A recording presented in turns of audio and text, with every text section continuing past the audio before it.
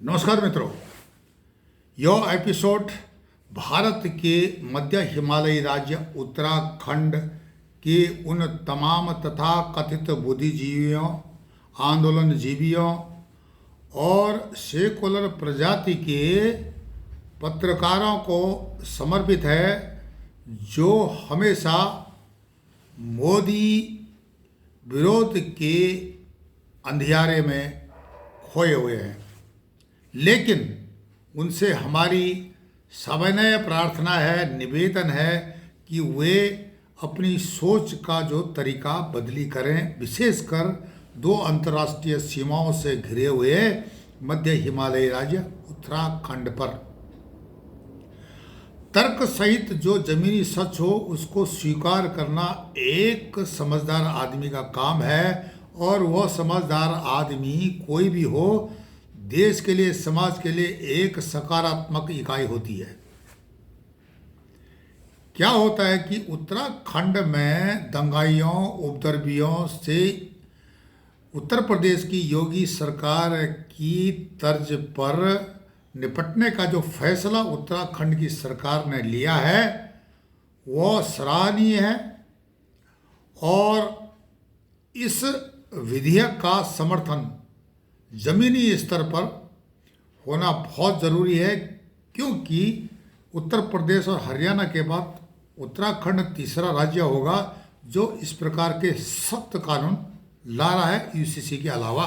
इस जो सत्र में, विधानसभा सत्र में यह बिल लाना हुआ है, और इस पर क्या है कि इसमें जो भी उपद्रवी होगा, पत्थरबाज होगा, किसी व्यक्ति को मारने वाला होगा, अंग भंग करने वाला होगा, सरकारी प्रॉपर्टी को नुकसान पहुंचाने वाला होगा, पुलिस वालों पर आक्रमण करने वाला होगा, प्रशासनिक अधिकारी पर आक्रमण करने वाला होगा, उसकी प्रॉपर्टी सीज की जाएगी, जेल भी होगी। तो यह कानून सराहनीय है, इसका सबको समर्थन करना चाहिए। लेकिन यहाँ पर मैं आपको जो विषय लेकर आया हूँ, उत्तराखंड में नशा जिहाद चल रहा है। आप कुछ लोग इसमें होंगे जो बोलेंगे कि आप तो गलत बात बोल रहे हो, ये चुनाव से पहले की बात है और आप ये कर रहे हो। आप देख लो, ई गैरसैंड के माध्यम से नशा जिहाद पर अनेक जिहादों पर चर्चाएं होती रहती है।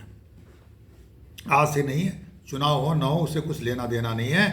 उत्तराखंड की स्थिति अब थोड़ा नज़र में आई है जब हल्द्वानी के दंगे हुए हैं, जो दयनीय स्थिति बोल सकते हैं। गजवा हिंद का जो साइड इफेक्ट है उत्तराखंड में आज से नहीं 20 साल से चल रहा है। मैं कई एपिसोड्स में इसके आपको जिक्र कर चुका हूँ, चाहे वो लव जिहाद हो, भूमि जिहाद हो या व्यापार जिहाद हो। इसमें किसी वर्ग विशेष को बुरा मानने की जरूरत नहीं है, ये सच्चाई है। इसको स्वीकार करना, जो स्वीकार नहीं कर सकता, हजम नहीं कर सकता है, तो उसकी गलतफहमी है। इसके चलते हुए जो स्थानीय जो लोग हैं, जो गैर सनातनी लोग हैं उत्तराखंड में, उनको भी परेशानियों का सामना करना पड़ता है। उनकी संस्कृति भी खराब हो रही है। उनकी ये भी शिकायत है, क्योंकि बांग्लादेशी रोहिंग्या जो मौलवियों को, धर्म प्रचारकों को जिस प्रकार से वहाँ पर डाल रखा है, और सरकार का कोई हस्तक्षेप इस पर नहीं है। हमारे संविधान को ताक में रख करके यह प्रक्रिया चल रही है, क्योंकि पुलिस प्रशासन संविधान के बाहर काम नहीं कर सकता है। इस आवाज़ को उठाने वाले समाज के भीतर बैठे हुए लोग हैं, जनप्रतिनिधि हैं, उनको आगे आना चाहिए। मित्रों, मेरा नाम मदन मोहन ढोंडियाल है, और उत्तराखंड से संबंधित संवेदनशील विषयों पर यहाँ पर चर्चा होती रहती है, संदेश डाला जाता है। उत्तराखंड के सोए हुए उन लोगों को जगाया जाता है, शायद जो कि कल भारत की नई पीढ़ी बनेगी, भारत का नया संचार करेंगी, भारत को सुदृढ़ बनाएंगी। उत्तराखंड में दंगाइयों, उपद्रवियों से योगी सरकार की तर्ज पर निपटा जाना यह सिद्ध करता है कि वहाँ पर कुछ ना कुछ तो है, और एक सरकारी तौर पर विधेयक को लाया जा रहा है। जिस प्रकार से हल्द्वानी में यह कांड हुआ, उत्तराखंड में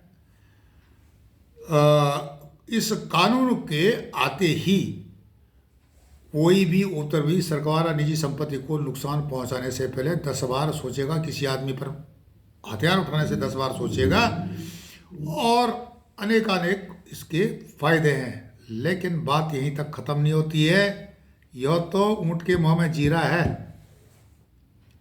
उत्तराखंड का जो रहमत नगर है, रामनगर में, रहमत नगर है, वहाँ वो विषय अब संज्ञान में आ रहा है। रोहिंग्या बांग्लादेशियों को वहाँ पर बसाया गया है। नकली स्टैम्प पेपर, नकली आधार कार्ड, नकली पहचान पत्र इत्यादि बन करके यह क्रियाएं चली। एक सोची समझी साजिश के तहत, गजवा हिंद के डायरेक्शन के तहत, और रेडिकलाइजेशन या कट्टरपंथीकरण के दृश्य को छुपा करके वहाँ पर उसको कार्यान्वित करना उत्तराखंड में, देवभूमि में, जो कि भारत की अनेकानेक विषयों में, स्पेशल सुरक्षा विषयों में जुड़ा हुआ राज्य है।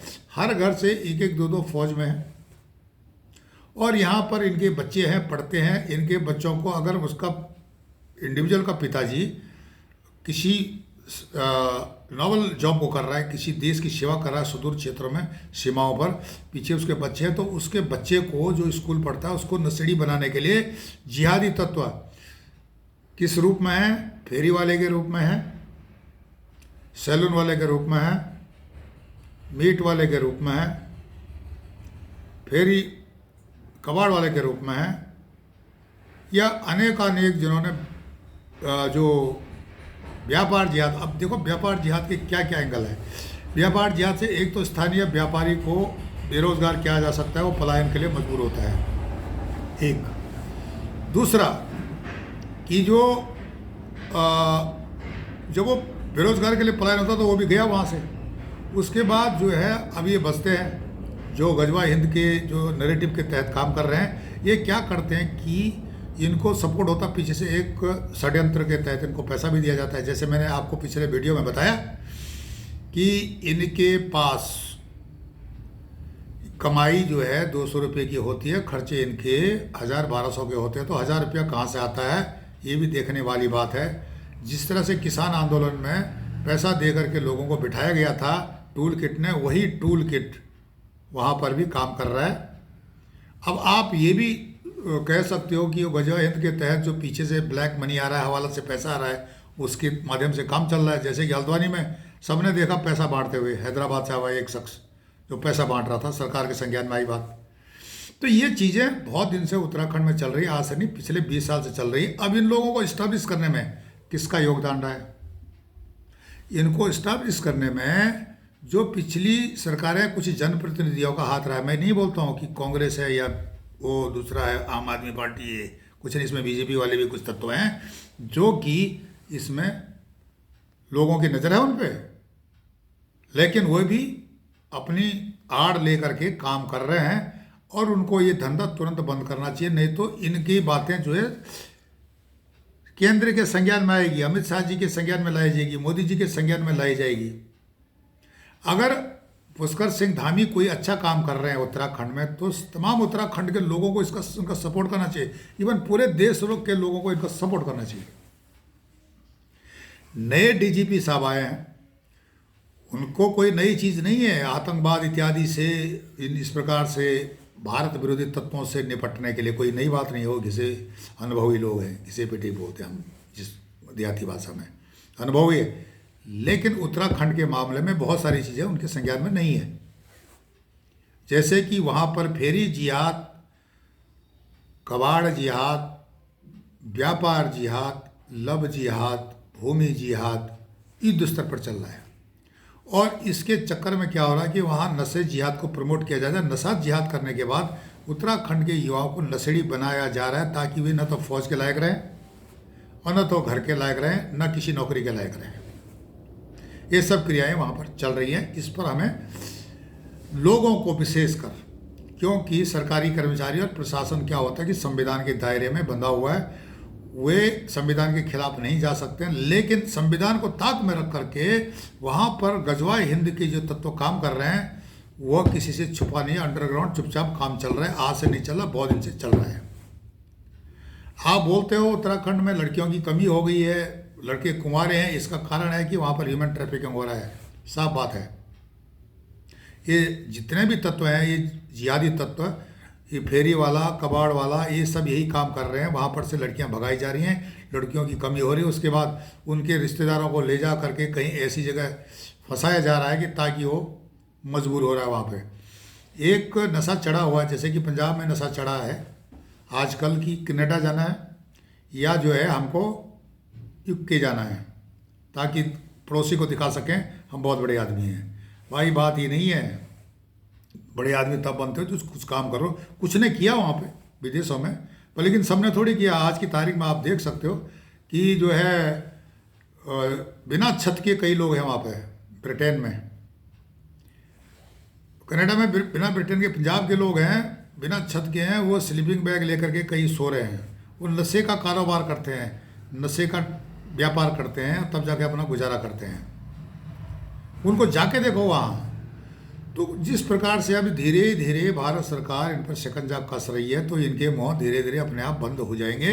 वो तो सरकार की बात है, वो धीरे प्रोसेस चलता, पर लेकिन मध्य हिमालय राज्य जो कि 2 अंतर्राष्ट्रीय सीमाओं से घिरा हुआ है और जिसकी जो महत्ता, एक प्रकार से जिसका योगदान भारत की सुरक्षा में बहुत रहा है और रहेगा, यहाँ सेंधबाजी हो रही है। सनातनियों की भूमि है, सनातनियों के ऋषि मुनियों ने, मनीषियों ने इस जमीन को आध्यात्मिक विज्ञान से सींचा है।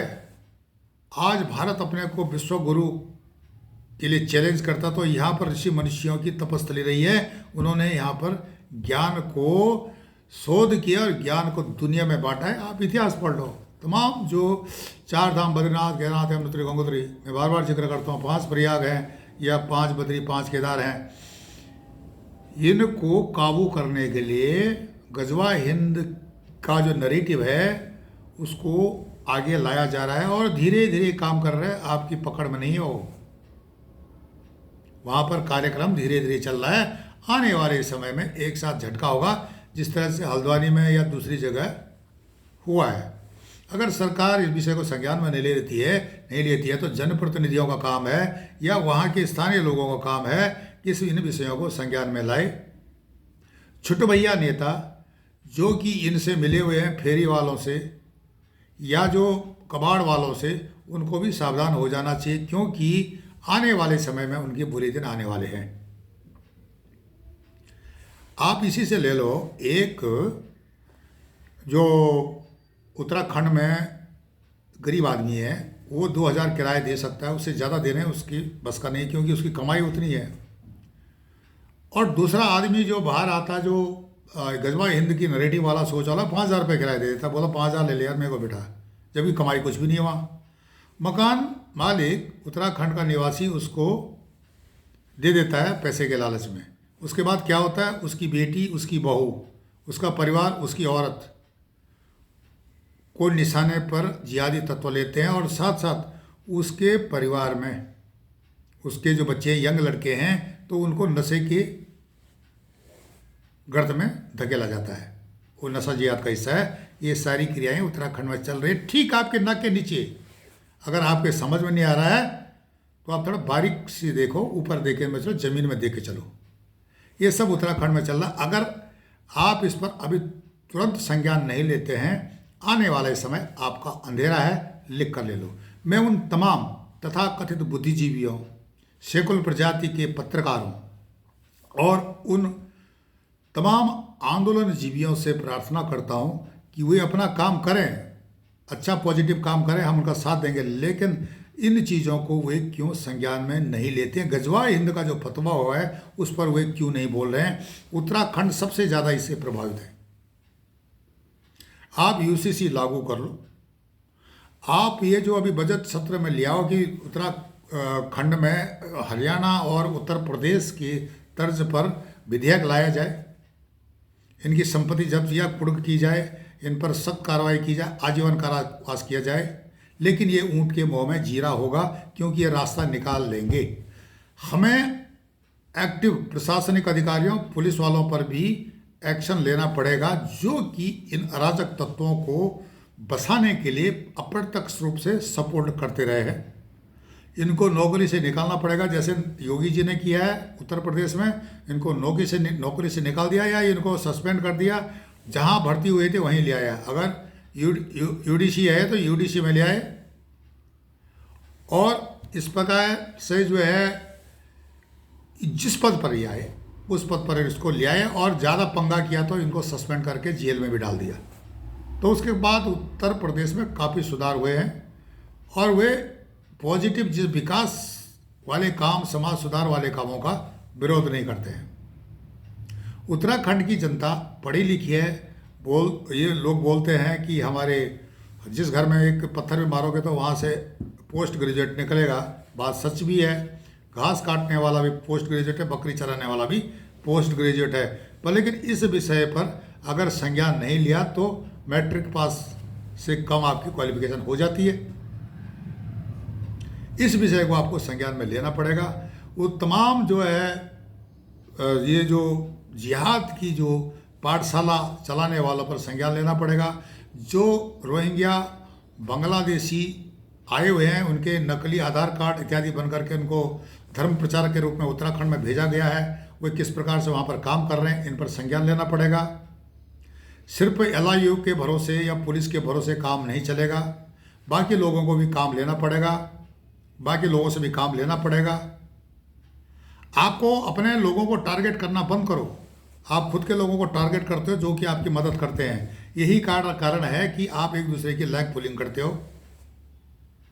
कई लोग मेरे को ये बता रहे थे कि यहाँ पर सांस्कृतिक जो है ना, सांस्कृतिक जिहाद अभी जल्दी जगह पकड़ने वाला है, क्योंकि पहले तो हुआ था पर लेकिन पता नहीं चला। अब सांस्कृतिक जिहाद में यार है कि जैसे गुलाबी सरारा एक उसको यूट्यूब में से निकाल दिया था, उस पर ऐसे कोई कर दिया था कि भाई ये नकल वाला है, ये ऐसे कॉपीराइट का कुछ मुद्दा आया था। बता रहे हैं कि इसके पीछे भी जिहादियों का काम है। उन्होंने इसको हटाने के लिए, इस गाने को हटाने के लिए सांस्कृतिक प्रहार किया और इसको क्षेत्रवाद से जोड़ने का कोशिश किया, ताकि उत्तराखंड के लोग क्षेत्रवाद से लड़ें। क्योंकि जो हल्द्वानी का प्रकरण हुआ था या उससे पहले जो शिकंजा कसा था, यूसीसी की कार्रवाई चल रही थी, इसको डाउन करने के लिए, उत्तराखंड को कमज़ोर करने के लिए क्षेत्रवाद, गढ़वाली और कुमाऊनी का झगड़ा कराने के लिए ये काम किया गया था। जिस बंदे से ये काम कराया गया उसकी भी खोजबीन होनी चाहिए, कहीं ऐसा तो नहीं उसके भी तार जो हैं जिहाद से जुड़े हुए हैं। ये तो एक उदाहरण है।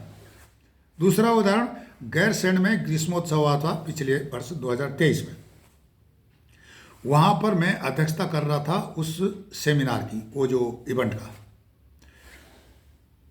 हमारे बिना राय के, बिना हमारी राय की, बिना कोऑर्डिनेटिंग कमेटी के, और कोऑर्डिनेटर बिना राजेंद्र चौहान जी कोऑर्डिनेटर थे उस समय, जो संगीतकार हैं उत्तराखंड के, उनके लिए वहाँ कम से कम 150 झुग्गी वाले जो वहाँ पर अपनी दुकानें ले करके आ गए। और जब उनको पूछा भाई कौन हो तुम, तो सारे बांग्लादेशी रोहिंग्या थे लगभग। नकली कार्ड उनके पास आधार कार्ड था, पर हम समझ गए उनकी लैंग्वेज से और उनके रोहिंग्या की एक्टिविटी से मैं समझ गया, क्योंकि मेरा अनुभव हुआ इनके साथ। तो ये वही थे और 150 आ गए और इनकी झुग्गी झोपड़ियाँ लग गई वहाँ पर। और बात ये थी कि यहाँ पर कोई बड़ा नेता आ रहा है, कोई नेता आ रहा है, पर लेकिन बशर्ते कि बड़ा नेता कोई नहीं आया।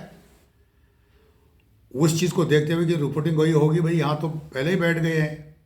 तो जब सरकार को भी पता है कि ये रोहिंग्या बांग्लादेशी फेरी का रूप धारण करके, व्यापारी का रूप धारण करके सेंध लगा रहे, वहाँ भी सेंध लगी थी। जब मैंने पूछा उनको, भाई तुमको किसने दिया, बोलता है यहाँ के जो लोग हैं, तुम्हारे जो छोटे लोग हैं, अब छोटे नेता हैं जो, उन्होंने दिया था। छोटे छोटे नेता वार्ड के मेंबर के स्टैंडर्ड के हों। तो ये सारी चीज़ें ये उत्तराखंड में घटित होती है। गैरसैंण की बात है मैं बता रहा हूँ, ये छोटी मोटी बात पर। लेकिन जब बाकी टाउन में भी यही चल रहा है, बड़े शहरों में यही चल रहा है, अगर इस पर उत्तराखंड की सरकार तुरंत अंकुश नहीं लगा सकती है, आपका जो सांस्कृतिक जिहाद हो जाएगा, जल्दी हो जाएगा। आपकी जो भीड़ इकट्ठी होती है, इस पर जो है किस प्रकार से तीर छोड़े जाएंगे, लव जिहाद के, भूमि जिहाद के, व्यापार जिहाद के, साफ नजर आएगा। ये एक व्यवस्थित कार्यक्रम है कि कौन कहाँ पर है, कि इवन उनको इंडिविजुअल भी पता है कि कौन हमारे जो जिहाद के खिलाफ बोलते हैं, उत्तराखंड में बहुत कम लोग हैं जो कि इस जिहाद के खिलाफ बोलते हैं, लिखते हैं। सिर्फ देहरादून में तकरीबन मेरे हिसाब से 3 से 4 हज़ार के बीच पत्रकारिता या पत्र जो समाचार पत्र है वो रजिस्टर्ड है लगभग, और उससे ज़्यादा पत्रकार भी होंगे। सोशल मीडिया एक्टिविस्ट आजकल हर गांव में, हर मोहल्ले में है, जंगल में भी है, बकरी चराते हुए सोशल मीडिया एक्टिविस्ट है वो, वहाँ से भी ज़मीनी सच पता चल जाती है। ये सारी चीज़ें हैं, वहाँ पर नहीं डालते हैं, शायद डर के मारे, खौफ के कारण। अगर आप अपने अस्तित्व को बचाने के लिए आगे नहीं आते हो, खौफ में है आप, तो आपका फिर भगवानी मालिक है, बद्री केदारी मालिक है, आपको आना पड़ेगा। बद्रीनाथ, केदारनाथ, यमुनोत्री, गंगोत्री, विष्णुप्रयाग, नंदप्रयाग, कर्णप्रयाग, रुद्रप्रयाग, देवप्रयाग, 5 बद्री, 5 केदार, जागेश्वर धाम, हरिद्वार, नैना देवी, इनको आपको जिहादियों से मुक्त करना ही पड़ेगा। अगर आप नहीं करते हो तो ये सारे सनातनियों का अपवित्र होने का काम जारी है, क्योंकि वहाँ एक्टिविटी ऐसी शुरू हो गई हैं जो कि सनातन के खिलाफ है। सनातनी आते हैं, दर्शन करके चले जाते हैं। उनको भी इस विषय के बारे में सरकार को, केंद्र सरकार को बताना चाहिए कि जो सनातनियों की पवित्र भूमि है, तीर्थ है, उनको जो है इस प्रकार के अधर्मियों से मुक्त रखा जाए। गजवा हिंद का कॉन्सेप्ट आपको स्पष्ट कर रहा है कि गजवा हिंद क्या है। गजवा हिंद का स्पष्ट कॉन्सेप्ट यही है कि भारत में इस्लामिक राज्य स्थापित करना, चाहे उसके लिए आपको कुछ भी करना पड़े। एक ठप्पा मार दिया है कि वो एक शहीद की उसकी गिनती होगी और जन्नत जाएगा जो ऐसा काम करेगा। गजवा हिंद में क्या है कि गैर हिंदू को मारो, गैर मुसलमान को मारो, गैर मुसलमान को मारो, जो भी गैर मुसलमान है, चाहे वो सिख है, चाहे वो हिंदू है, सनातनी है, चाहे ईसाई है, बौद्ध है, जैन है, आर्य समाजी है, जो भी है, किल और स्थापित करो इस्लामी साम्राज्य को। ये है गजवा हिंद की सोच, और इसको चलाता है देवबंद, जो कि भारत की भूमि पर बैठा हुआ है और भारत पर युद्ध के लिए सबको निमंत्रित कर रहा है। इसकी जो संस्थाएं हैं या इसके द्वारा जो एक प्रकार से बोल सकते हैं आप कि इसने जो निश्चित कर दिया वही कार्यक्रम और भी बांग्लादेश या म्यांमार में रोहिंग्या बैठे हुए हैं, बांग्लादेश से बंगाली बैठे हुए हैं, या अफगानिस्तान के तालिबान हैं, या पाकिस्तान में हैं, वो इसको एक्सेप्ट करेंगे। तो देवबंद को यति नरसिंहानंद जो गिरी जी हैं, महाराज जी मंडलेश्वर, उन्होंने भी क्लियर कहा कि देवबंद पर जो है तुरंत बुलडोजर चलाइए, इसको तुरंत धराशायी करो। छोटे मोटे बुलडोजर चलते रहते हैं और चलते रहेंगे, लेकिन इसको तुरंत धराशायी करो, क्योंकि भारत विरोधी ताकतों को निमंत्रण दे रहा है कि भारत को बर्बाद करो। उत्तराखंड में इसी का कॉन्सेप्ट पिछले 20 साल से चल रहा है, और जिसकी आप समस्या पैदा करो, बेरोजगारी, पलायन, और यहाँ तक कि वहाँ पर बेटियों की कमी हो रही है शादी के लिए, तो यह सब इसी की देन है, इसी के कॉन्सेप्ट है। धीरे धीरे सेंध लग रही है, आप इस पर सावधान नहीं होते हैं तो समय बहुत कम है। उत्तराखंड धीरे धीरे अफगानिस्तान बन जाए तो कोई आश्चर्य की बात नहीं होगी। आप हमारे चैनल ई-गैरसैंण को लाइक करें, सब्सक्राइब करें, कमेंट्स करें और शेयर करें। तब तक के नमस्कार, धन्यवाद।